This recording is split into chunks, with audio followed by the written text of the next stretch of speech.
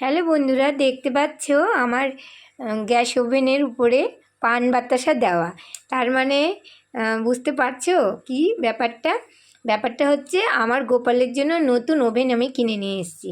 কারণ আমার নিরামিষ ওভেন ছিল ছোট সিলিন্ডার দিয়ে, সেটা আমি একজনকে দিয়েছিলাম, সে আর আমাকে রিটার্ন দেয়নি। তো আমি কিছুদিন ওয়েট করেছি আর দেয়নি। তো আমি তার জন্য গোপালকে অনেক কিছু রান্না করে দিতে পারতাম না। তো এখন আমি কালকে ইস্কন মন্দিরে গেছিলাম, গিয়ে আসার সময় গোপালের জন্য দুটো উনুন দেওয়া গ্যাস ওভেন কিনে নিয়ে এসেছি। এটা পুরোটাই নিরামিষভাবে থাকবে ঠাকুর ঘরে আমার। তো আজকে আমি গোপালের জন্য পায়েস রান্না বসিয়েছি। দেখো দেখো, পায়েস বসিয়েছি আজকে, আমার গোপালকে আমি পায়েস দিব। তো আমি খুব খুশি আজকে। তো আমার বন্ধুরা, তোমরাও খুশি থাকবে।